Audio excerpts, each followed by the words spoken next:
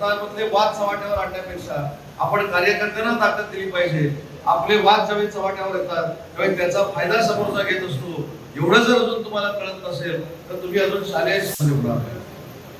शेवटी आपल्याला पक्षाची संघटना वाढवत असताना एक कुटुंब म्हणून वाढवायची आहे.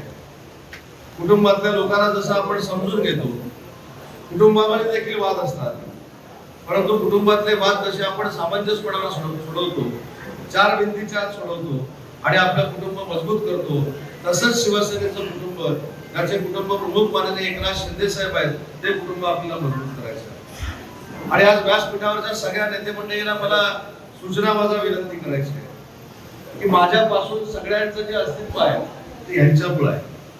हे जर नसतील,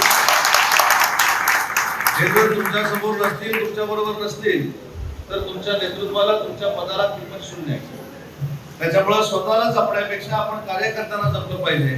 स्वतःमधले वाद चव्हाट्यावर आणण्यापेक्षा आपण कार्यकर्त्यांना ताकद दिली पाहिजे.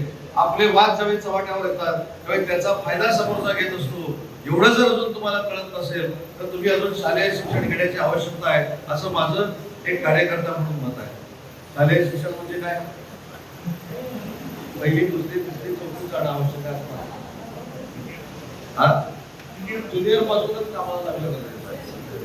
कारण शेवटी आपल्यामधले जे मतभेद आहेत ते आपल्यामधले मतभेद चव्हाट्यावर आणून लोकांना त्याचं प्रदर्शन दाखवायचं. मी किती मोठा आहे, मी किती छोटा आहे, मी माननीय एकनाथ शिंदे साहेबांच्या किती जवळच आहे, हे प्रदर्शन मांडायचं. याला काही शिवसेनेची संघटना होणार नाही. आज कदाचित आम्ही व्यासपीठावर असू, परंतु पुढच्या 2 महिन्यामध्ये खालचा देखील वर येऊन बसू शकतो अशी यंत्रणा शिवसेनेला. जे खाली जे सर्वसामान्य माझ्या महिला भगिनी बसलेले आहेत, माझे युवा कार्यकर्ते बसलेत, माझे ज्येष्ठ कार्यकर्ते बसलेत, ते शिवसेनेवर प्रेम करत आहेत. त्यांचे